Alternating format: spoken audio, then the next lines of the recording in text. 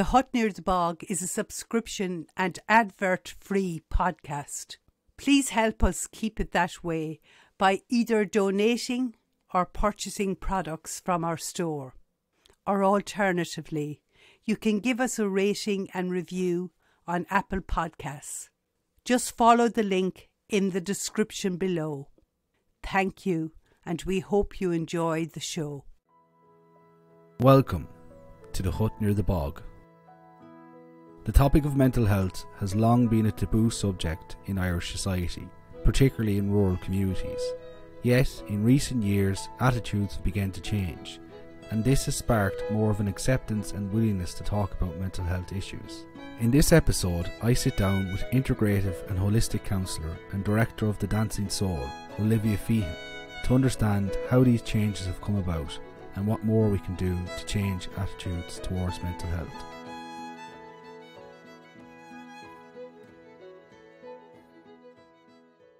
Olivia, thanks a million for coming on the Hut Near the Bog. Could you start by telling us a little bit about yourself? Hi James, thank you for having me on. Sure, as you said, my name's Olivia and I have grown up my childhood in East Galway, on the border between Galway and Offaly, and I have grown up on a farm which has influenced without a doubt how I live my life and my way of being in the world. I would have had my primary education in Clonfert, which is in the parish of Meelick Aircourt, and my secondary education in Banagher in County Offaly. So yeah, that would have influenced as well my way of being, belonging, being part of kind of two different communities, have all influenced me as a person. I come from a family of 6. I'm the second oldest. And yeah, so I suppose overall my childhood was very, very good. As I said, I grew up on a farm, so a lot of it was spent outdoors, farming and playing and adventure. And later on in life, I suppose after school, I would have had a few years where I was trying out different things. I would have started different courses or whatnot and dropped out of them. So I had a few years of maybe not really feeling lost as such, but trying to find my feet or what I was drawn to. And I feel very lucky that I had the opportunity to try things, and that it was also okay to stop and to leave them when they weren't adding to my life, and in some cases causing me a lot of stress and anxiety, and that I had a family that supported them choices. So I'm very lucky and privileged that I had that freedom and space to do that. And afterwards, after a few years of kind of going through that process, I moved to Dublin and I trained as a Montessori teacher, and I worked in that for a few years, which I really enjoyed. And that, I suppose, definitely introduced me in some ways to counselling and psychotherapy, because you're so much connected with our early childhood years. And so after I trained and worked as a Montessori teacher, I was drawn into the counselling and psychotherapy world, and I started my training with ICPPD based in Athlone. And that was the start of that journey, which in the most beautiful way has turned my life upside down and inside out and put me back together again. And I now work for myself in private practice, and I am director of the Dancing Soul in Athlone, which is a holistic and alternative centre. And I also work as a student counsellor with the college in AIT. One of the things we wanted to achieve in this episode was to talk about we're taught exactly what I suppose that critical reflection and that critical thinking that I think is so necessary to individuals nowadays. But like understanding how mental health attitudes towards mental health have changed in Ireland, and particularly in the last 20 years or so. And I'm wondering, what's your take on that? Do you think that attitudes towards mental health have changed, and if so, how? Yeah, so I think definitely, like in the last 20 years, there has been big shifts, big changes. I think in the last like 4 to 5 years has probably been the biggest, with regards the conversations we're having, the opening of the dialogues, the understanding, and hopefully the compassion regards mental health and how everyone has mental health. Not everyone might have mental health issues, but yeah, I think we've come a long way in the last 20 years. I think there's still a lot of work that needs to be done, and that will hopefully continue being done. Again, that's the patience piece for me, with the pace of the work. But yeah, I definitely think a lot of work has been done. More understanding, just more conversations, like anxiety and depression, mental health, OCD, bipolar personality disorders, like all these words are becoming more and more integrated into conversations, maybe that they weren't being included before. So yeah, even when I suppose when I think about like in school for me, and it's not to say that it was never mentioned or spoken about, but I don't remember mental health ever being talked about. I don't remember it being spoken about. I definitely didn't have an understanding of it. And I can look back and I can see myself, like the anxiety and depression that I experienced, but I didn't have like the language or the understanding that this was like, about my mental health. I just thought this was like this is life. This is what it is to be me. So when I think even of the last 10 years of having very little language to describe how I was feeling, how I was thinking, and now knowing what I know, the training that I've trained, the understanding that I have, like that's a massive shift within like 15, 20 years. Yep, I would 100% agree. I think I think this is the other side of growing up in a rural community, and it's the downside of it. It's there's change is slow, and like change is slow in the sense that like growing up, we're similar age, but growing up in a rural community,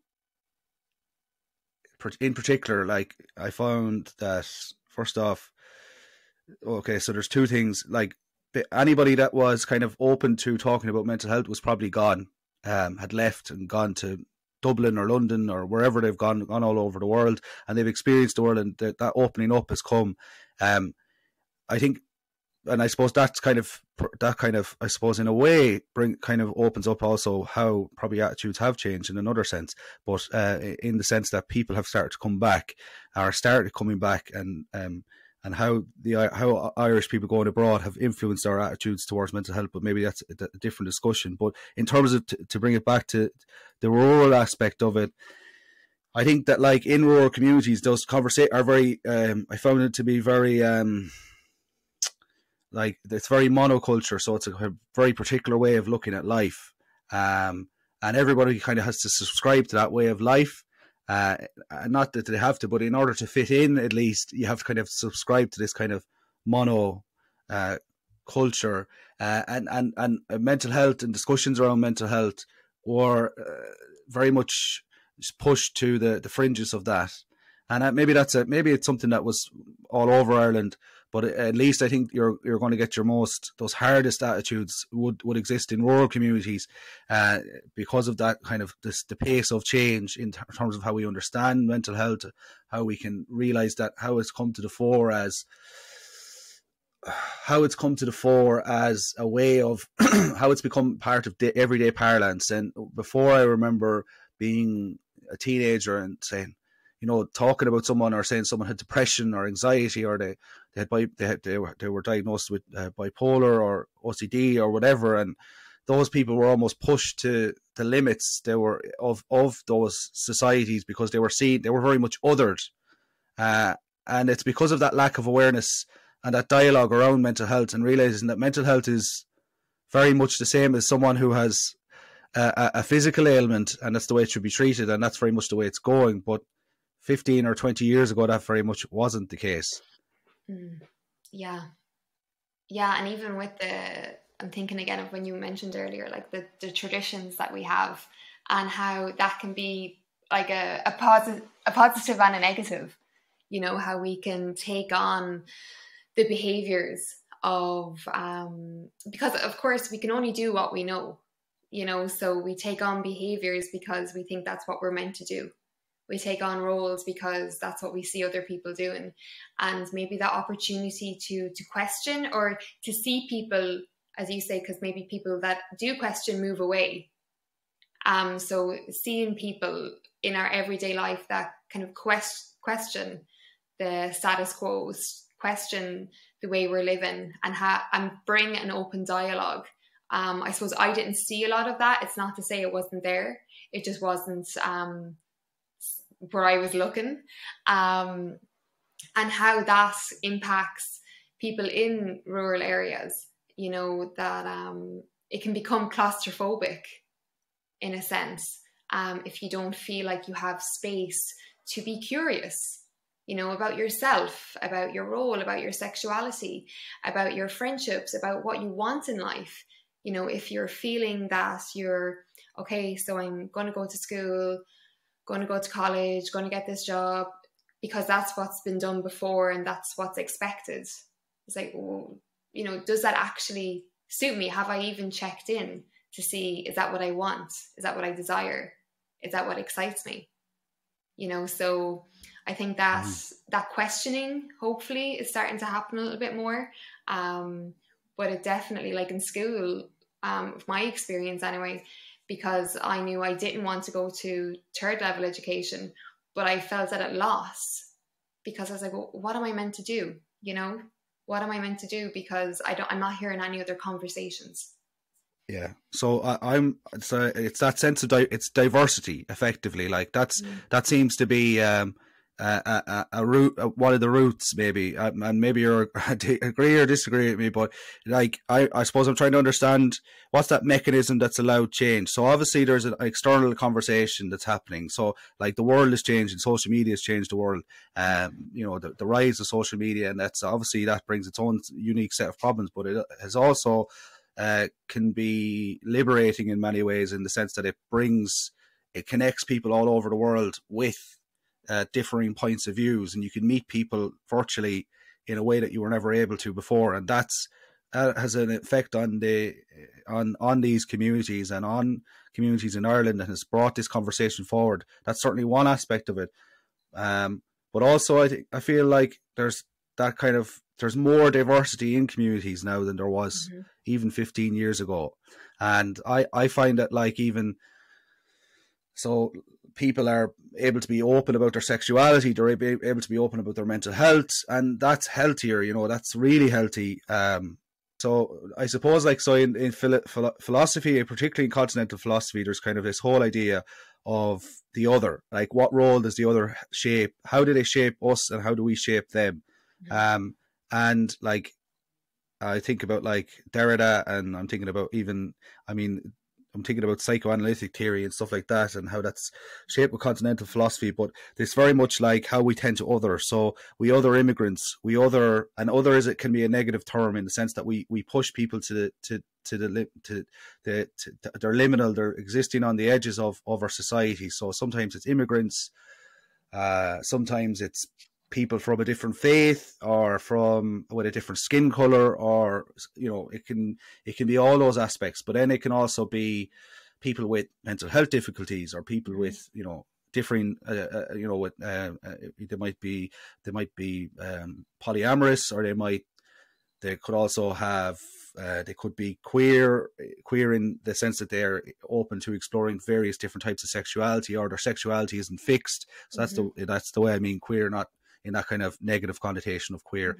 And also they might be homosexual, or they might be whatever. And the point is that people, I feel that, like, okay, change is not, change is happening, change is slow, and there's very much a lot of negativity still around and discrimination and things like that. That's always, that's going to be part of life. But I feel that these spaces have opened up again, in that even in rural communities, that they're more diverse nowadays. And it's not that those people weren't, it's not that, like, okay, a lot of people moved away and went away, but also those people were always there in some sense or shape or other. But the conversation, the spaces have opened up within society to allow those people now to reveal themselves. But also that helps change attitudes, because it's like, once you know someone, you're like, oh, Mary, I love Mary. Mary's a lovely person, like, she's got bipolar. What? Sure, like, that's just part of life. Like, it doesn't mean that we should value Mary any less as a person because she has a mental health ailment, or whoever has. And we find out that so that's kind of, it's, on one hand it's an opening up from society, and another it's also at an individual level. We know people who have experienced mental health issues, and that helps normalize it, I think. Does that make sense? Absolutely, because when it does feel, or when we get a sense that it's the outside world, it can be hard to relate to it. When that's happening over there, or they're like this over there, or that's the way they live over there, or the way they dress over there. But when we actually see, like, daily representations of these people, whether it's mental health issues or their sexuality, or how they dress, being comfortable to dress the way you actually want to, not the way you think you should. And when we see people living authentically for themselves, not only does it, oh, sure, she's she's lesbian, and she's also, I like her, like, she's all right. Or she has depression, and sure, she's lovely, like, she's my friend. It normalizes it, and also gives other people the permission to, maybe, how would it be for me to live authentically from my life?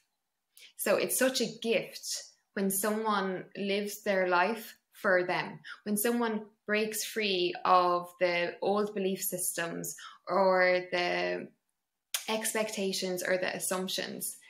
And sometimes, it's an expectation that we can put on ourselves.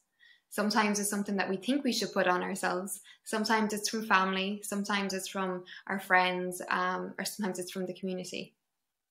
And when someone has the courage to be themselves and live their life authentically for them, not only is it a gift to them, but it's a gift to everyone, because, there's always people watching, there's always people observing, there's always people waiting for permission. Can I do the same? If they can do it, I can do it. If they can say their truths, I can do mine. So it's such a gift to ourselves when we can, but it's also such a gift to the world. Absolutely. Yeah. Oh, yeah. I agree wholeheartedly, and I think that's a lovely way of putting it. So I try to understand, aspects of mental health, how it's changed. I mean, one example that stands out to me, I think, and I mean, it's not to conflate the two things, because obviously they're completely separate, but there's in terms of that, it again comes back to that othering of people, that we tend to push people to the edges of society.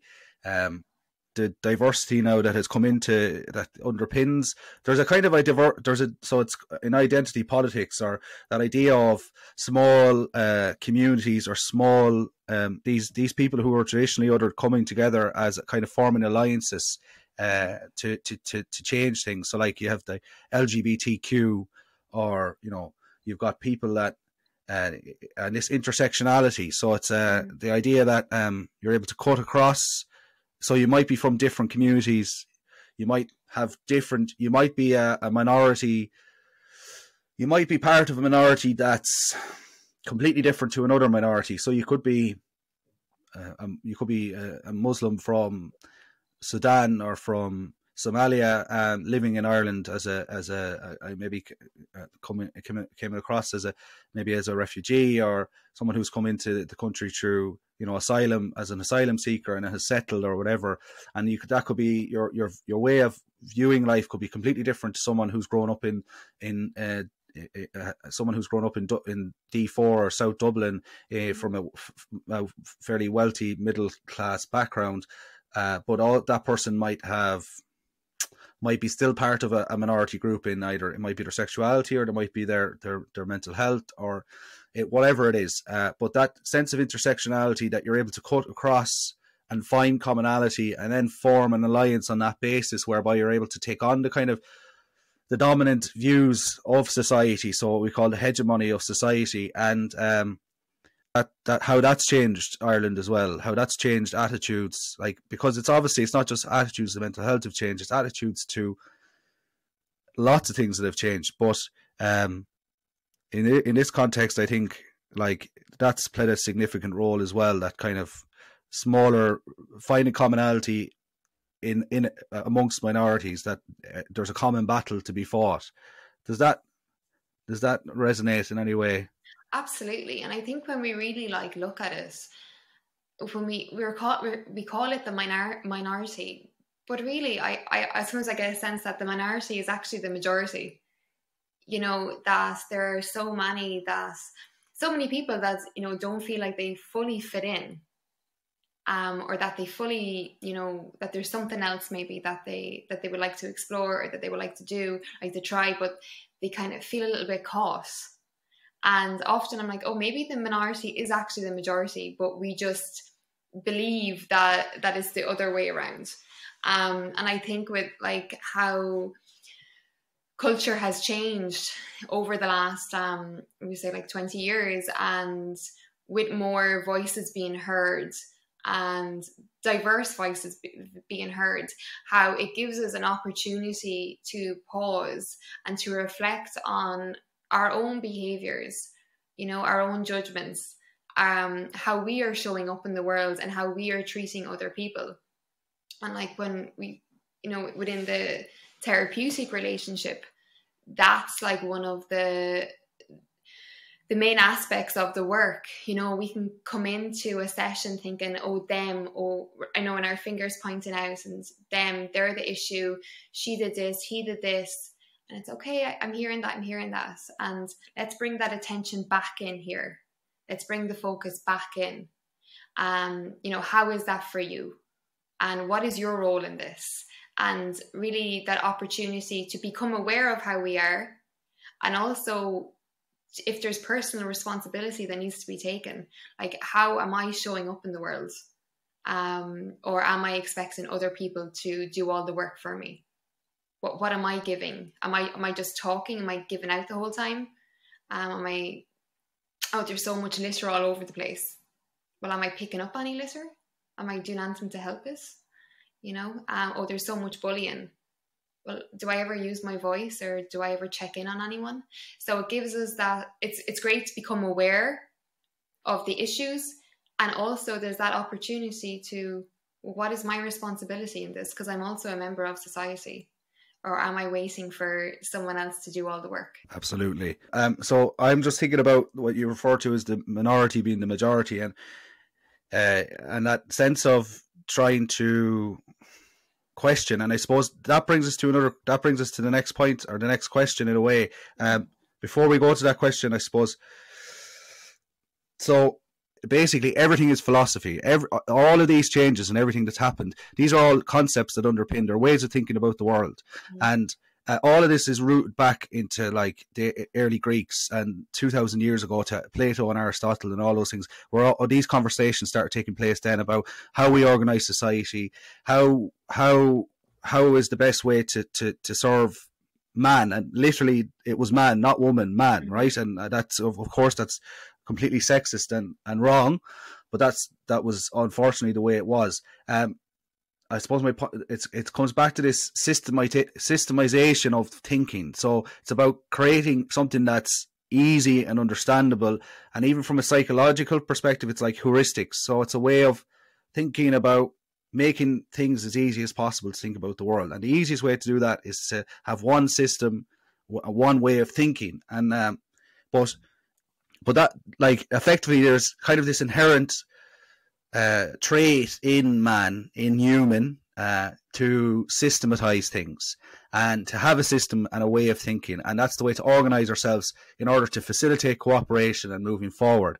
And that has been beneficial in that sense that it's obviously allowed us to move forward into like the Enlightenment period and into the Industrial Revolution, and then into, you know, into the society we have today, and that people live longer and all those kind of things. But that systemization, in that systemizing of the world and society, you lose that sense of diversity. And so there's two sides of it, like in a sense that it's great that we can organize systems and make things coherent, and it allows us to have innovation and all that kind of things, but it loses that sense of diversity at the end. And so what I'm trying to say is that you're talking about the minority being the majority, and of course, and the reason for that is because the majority is just, that majority view is just a way of thinking about the world that has become hegemonic, and that has its benefits in that, as I've alluded to, like innovation, industrial revolution,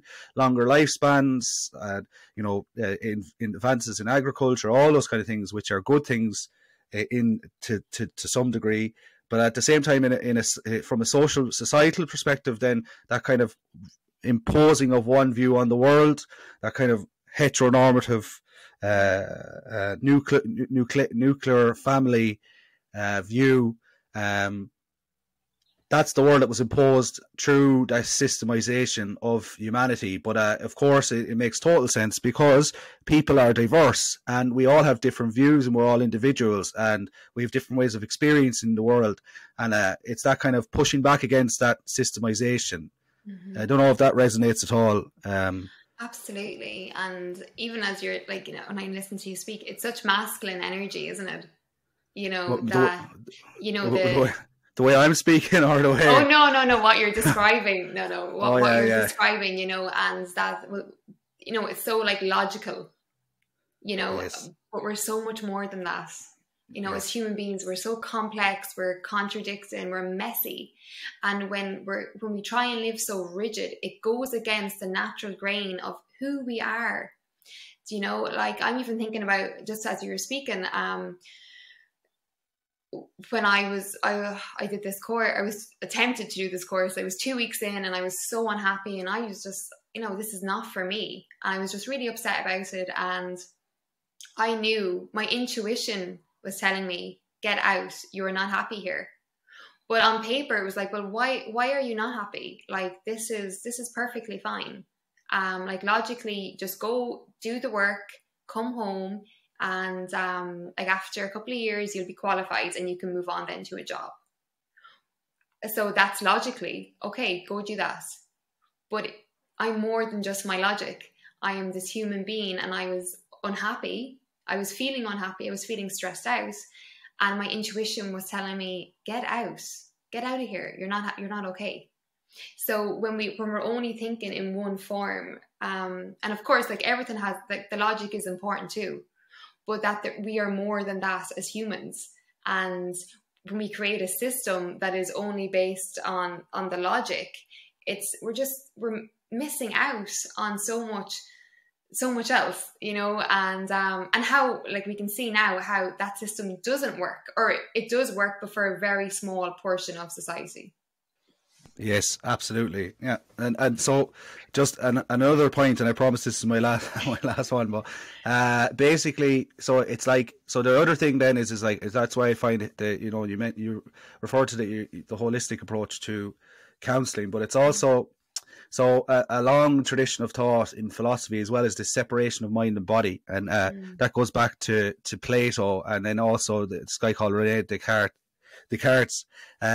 So the idea that, so cogito ergo sum, so I think therefore I am, and it's the only thing I can be sure of is the fact, because I think, that's the only thing I can be sure of, right? That's the only kind of knowledge I know I can have. That's the only fundamental, foundational knowledge I can have.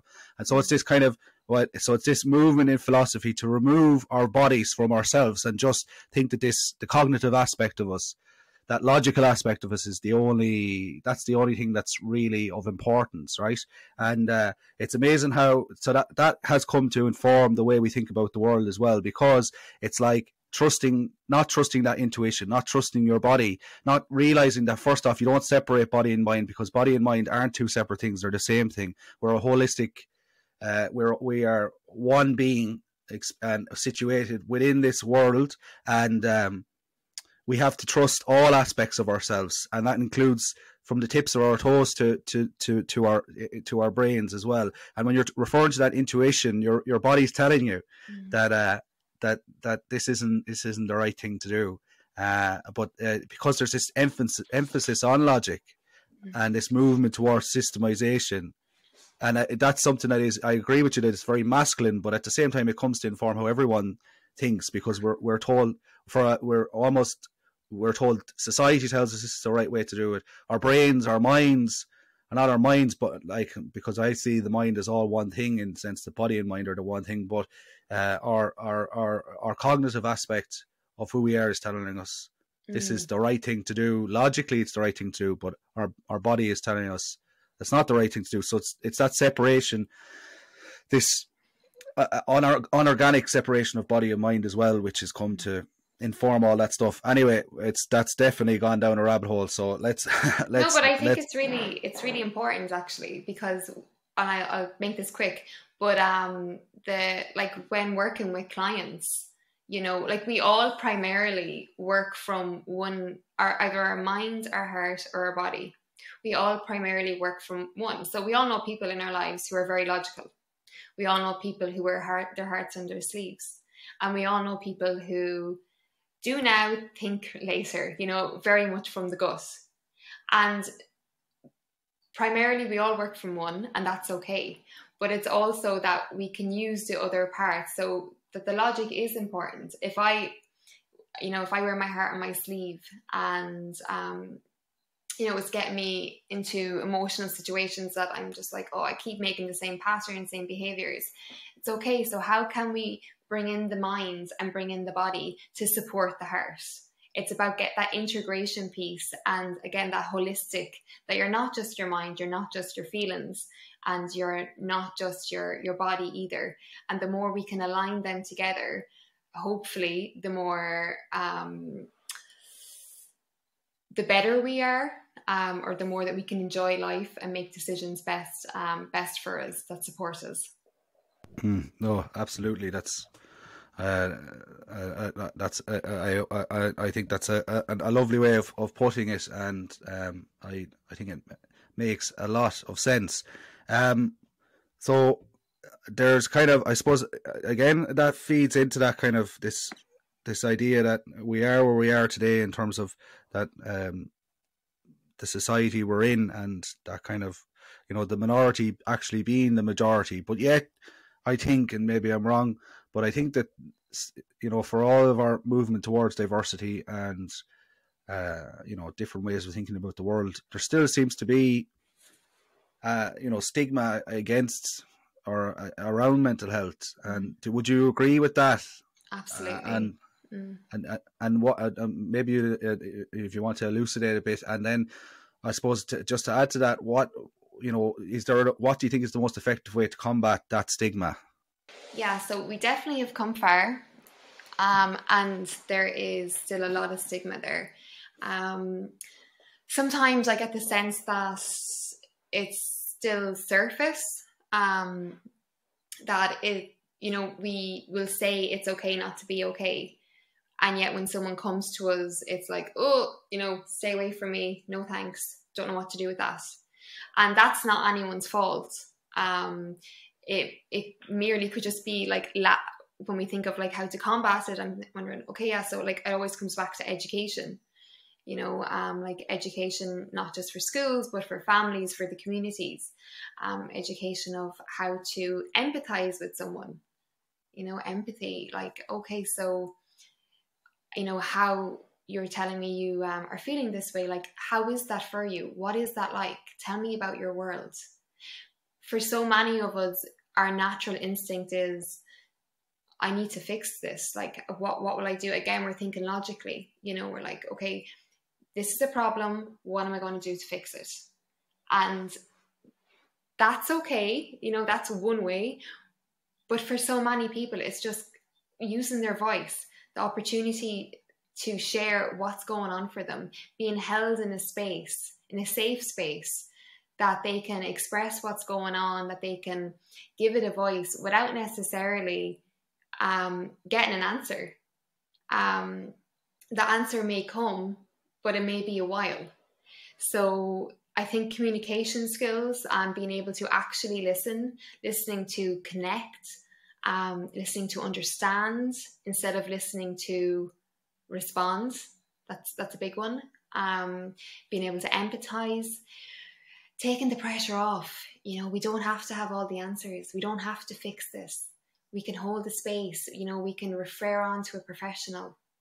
We don't have to fix this right now. We go into panic mode, and I get it, because it can be scary when someone comes that, you know, that you love or that you care about, and they're in pain, and we want to help them, and we want to take this pain away from them, but it's their pain, it's their issues, and they're coming to us with this. They're trusting, and it takes so much courage to share. It takes so much courage to voice what's going on, especially if you're not actually sure what's going on.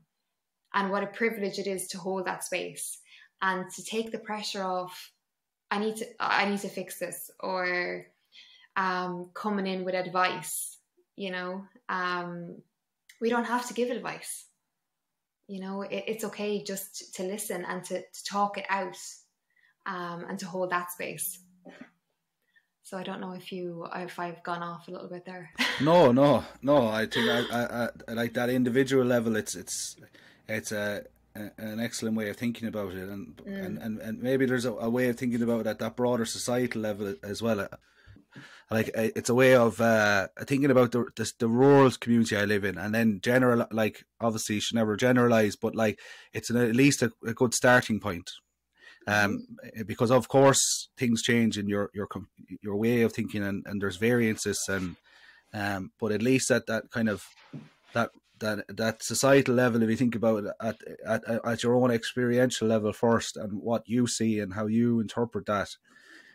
And yeah, I don't know, like, I think a lot of stigma still exists around mental health, unfortunately. I still think like certain aspects of mental health have become very acceptable. So I think anxiety, depression, OCD, I think they're kind of very much, they're seen as normal mental health issues. They're kind of, there's aspects of mental health that have been normalized, and I still think there's aspects that haven't.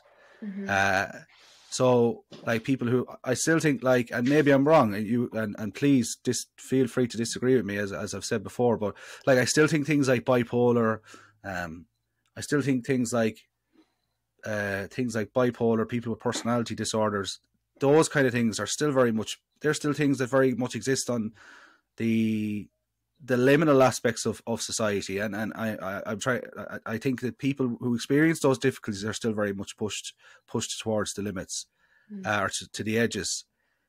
So I think, like, whilst we've moved forward in many ways, I still think there's a lot to do. So, and I suppose it always comes back to that fear of the unknown. We don't really understand these things, and maybe it's because they're less common. I don't know. Are they less common? I don't know, like, whether they are or not. But do you think there's something in that? Would you agree with that, or do you think that, like? So I suppose what I'm trying to say is, if I was to reframe it, is like, there's been this movement towards, you know, definitely that mental health has become more open, and more open discussion, and it's become more accepted that people experience mental health difficulties, that like it's very common.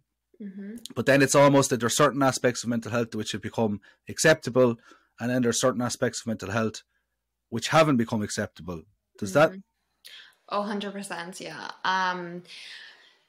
Yeah, it's complicated, because, yeah, even within like anxiety and depression, it's verging on like, I suppose, nearly being cool.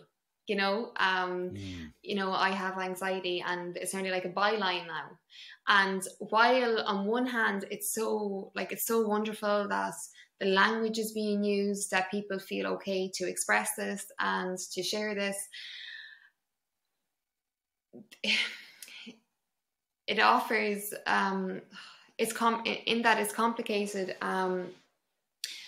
So if I see on social media that this person has depression and I'm looking at how they look, and okay, so they're talking about their depression and, they seem they still look good. They're like wearing nice clothes. Like I'm taking in like their whole life. I'm like, oh, okay, I have depression as well. And, I'm barely able to shower. Like I'm not in a place I don't look like that. I can barely get out of bed, and it can send these like confusing messages.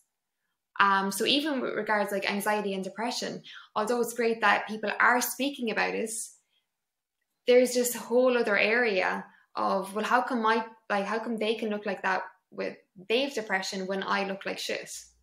Mm-hmm. So even within them, which the language is, everything's accessible, but it's still complicated, because we're comparing. So like, yeah, as you said earlier, social media has offered like so much, and it can also, like, with comparing and with self-esteem, self-worth, body image, it offers a whole other area. And that's even before then, as you were saying, like with bipolar personality disorders, they're not spoken about as much.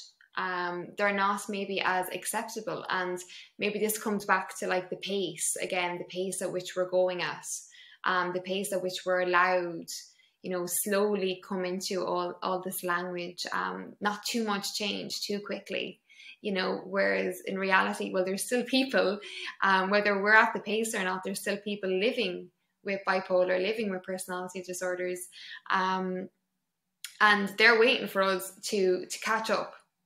And that there is an element of that that's very, very unfair. And yet here we are, and it's like, oh, and yet we still have come so far. So it's complex. It can be slow. I feel it's slow. Maybe for other people, they feel like it's too fast. So much is changing so quickly, depending on your perspective, depending on how the world suits you. If you're in a place where you're comfortable with not having these conversations, or if it's uncomfortable to have them, then maybe you're like, well, this pace is actually just grand. But again, of course, if we know people or we're living that experience, I'm assuming that it's going to be like, oh, come on, like, hurry up, will you catch on? Yeah, I mean, that's a very interesting take. Like, so on the one hand, we have a situation where these things have become more acceptable, and that's brilliant, because of course that's what we need. We need these things to be out in the open. We need to be people to be able to openly talk about these things, because that will help other people. But then at the same time, then it in some instances, and everyone experiences things differently, but certainly we can say that there might be a small minority of people who kind of hijack these things and then use them to their own advantage from and maybe I'm wrong in that sense, and I definitely don't want to, because it's a sensitive topic, and I'm afraid that I'd say something that might hurt someone. But like, so people abuse it then, like they abuse some people. And I would say it's a minority, like, but it's some people at least abuse that, because what they do is they go online, they say, oh, I have this or I have that. Then they look wonderful. They're presenting the best side of themselves. That confuses people even further, because they're saying, well, this is very different to my experience. And again, like, ultimately, I think that comes back to the systemization. I was talking about the systemization, our way of like making things simple for us to understand. But like, social media is exactly that. Like, it's a systemized way of interacting with people in a virtual space. So therefore, see what my point is that when we simplify things, we lose diversity. So there's this way of communicating with people, and it's brought a lot of benefit, but it's brought a lot of negative as well. So the negative, of course, is that everybody just presents the most positive aspects of their life on social media. People don't share their deepest, darkest secrets on social media because it's so rooted in the public sphere, and there's that fear of, you know, you wouldn't share that stuff. I mean, some people do, but that can be detrimental to people's mental health as well, because it's so disjointed with their lived experience of their own mental health struggles. So that's one side of it.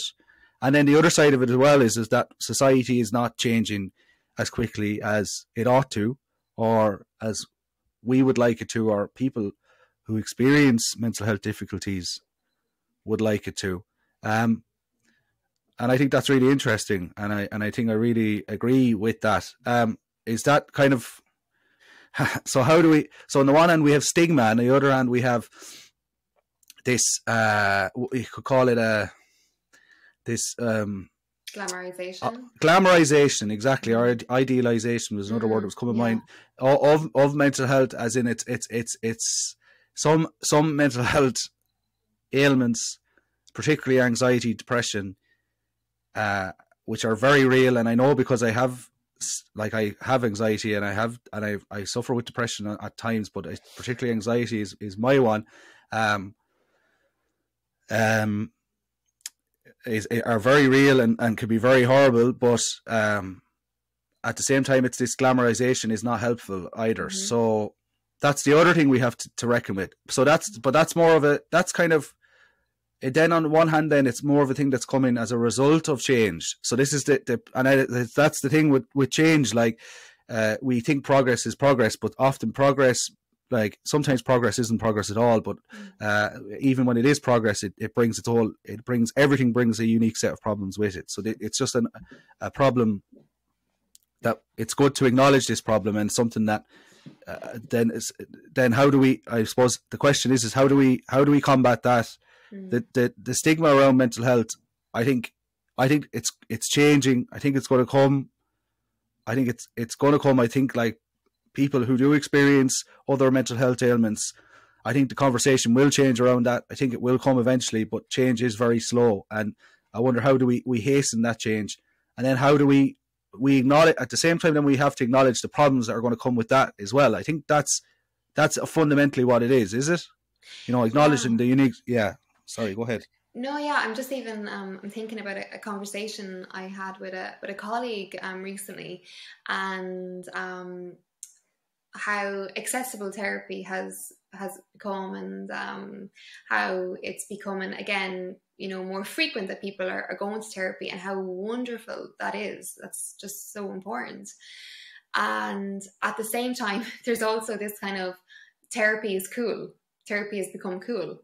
And for me, that's really interesting. I'm like, oh, okay, because therapy is really hard work. You know, that's 100% agree. Yeah, so it's like, okay, yeah, therapy can be cool, and it's really hard work. It's commitment. It's, you know, it can be really dark. It can be really heavy. So it's like, how can we hold space for both? That I don't know if there's one answer. And I think definitely in our society right now, like, everything is so polarized. So we're either on this side or this side. When we have all of this space in the middle, and I think we're probably bouncing from one side to the other, like, quite a lot. So it's how can we hold space for both? And for me, the most important thing is, okay, let's just keep the conversation open. Let's keep the dialogue open. No matter what side you're on, or what your belief may be about it, how can we keep the conversation going? Because the fact the conversation is open right now is essential, and for me it's to keep that going without necessarily knowing how exactly to combat it, or maybe that's the combating it in itself, keeping the conversation, the dialogue open. Mm-hmm. Yeah, well, and I think ultimately, you know, I think it's exactly, it's more important that that we're having a conversation, that it's open and out there. Yeah, it's like, look, every situation brings its unique set of problems, and it's something we just have to be cognizant of. And maybe it's about, like, the fear is that if you start chastising people for doing that, then first off, well, it's too easy to do that, and then kind of realize that, okay, this person might have depression, and they might actually have really bad anxiety, but this is just the way they present themselves. So that's the other danger. It's like, you don't want to, chastise someone and tell them, why are you doing that? Like, you're creating, like, you're not respecting other people's lived experience, and then, but doing that doesn't respect their experience either. So it's a really delicate thing, and I think perhaps it's good that people should be aware that, like, it's more so, I think it's a question of the things we say and do in every walk of life, and understanding how that can affect other people. But at the same time, I don't want it to become a case of censorship where, like, we're like, don't say this, don't do that, So it's just it's the complexity of life, isn't it? But again, I think. Sorry, and go ahead. No, I just, on that, it's like, if someone looks really well, like, and they're experiencing depression, good for them, like, absolutely. And it's not to demonize that in any way, shape, or form. It's just, I think by having this conversation, it's naming it. It's not the only way. We're, as with social media, we're seeing one filter, and we don't know what's going on behind them cameras and screens, and it's just so important that we don't need to be taking on more. Like, if we're already feeling depressed or low moods, low energy, anxious, and now we're also going to take on, oh, that person looks really good and they're experiencing this, I'm not good enough. It's to look at our relationship then, maybe with this. Maybe I don't need this right now. If I can't have a healthy relationship, it's that personal responsibility, because you're right. Like, people have the right to live their life. Like, if they look really good and have depression, that's their right to do that, to be that way. So yeah, you're so right in naming that. That is definitely not the way that we want to be going about this. Yes, and so I think, again, it comes back down to the power we have as individuals. So like, for me, like, on a personal level, like, I was very turbulent. Like, you knew me in school, I was fairly turbulent then. I was very turbulent for a lot of reasons, and but the big thing I learned was about being able to be critical about the world around me, and being able to, first of all, take responsibility for myself, but also being able to question things and understand that just because there's a particular way of doing things doesn't mean that's the right way of doing things, right? And so again, we can take that, if that's just critical thinking, like, so for, like, I know that it might be easy to say this, but, like, I suppose it's like someone who's experiencing depression or anxiety or whatever mental health ailment they're experiencing, it's about emphasizing the point to them at an individual level. Well, they have the power to question. They have the power to question everything they see. So if they see something on social media and say that doesn't reflect my experience, that doesn't mean that your experience is invalid. And it just, that just might be the way that person's experience it. So it's, you as an individual also have the power to question what other people do.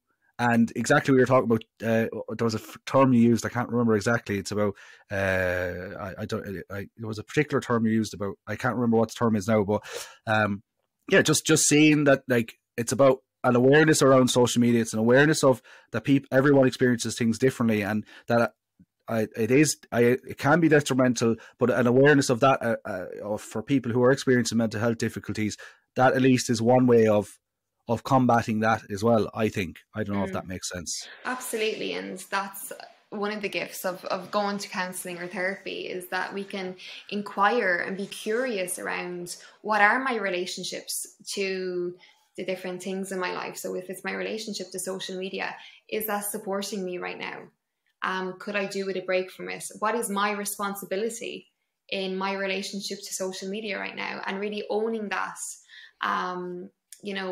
for ourselves. It doesn't mean that it's permanent decision. It just means maybe right now I could do with a pause from this, or I need to pause this, like, this friendship for me right now isn't good, or I need to put in some boundaries with some members of my family because I really need to mind myself right now. I suppose that's one of the gifts of therapy, that we can inquire what actually supports you, and the choices around them supports, and how we can put them in place. I'm just wondering, is there any professional or personal wisdom that you would like to share with the Hut Near the Bog listeners? Wisdom. I think what's coming up for me now, as you say that question, would be compassion. compassion for ourselves, like true self-compassion for the messiness of being human, and compassion for other people. Everyone is doing their best. Everyone is only ever able to do their best, and our best looks very different at different times, individually. And just to remember that when we remember that, if I think of, okay, so he's really annoying me right now, but if I remember, oh, well, he's doing his best right now, this is his best right now, it opens up that compassion. And when we can have that compassion for ourselves, and when we can have it for other people, it is a really beautiful thing. I always come back to self-compassion and then compassion for others. Absolutely beautiful way to finish. And I think compassion is, I resonate greatly with that. Olivia, I really, really enjoyed that conversation. And thanks a million for coming on the Hut Near the Bog. Oh, absolute pleasure. Thank you, James. Hi folks, we really hope you enjoyed that episode. To find out more about Olivia and the Dancing Soul, do follow the links in the description. And please do consider supporting us by either donating or purchasing something from our store. See you next time. Bye.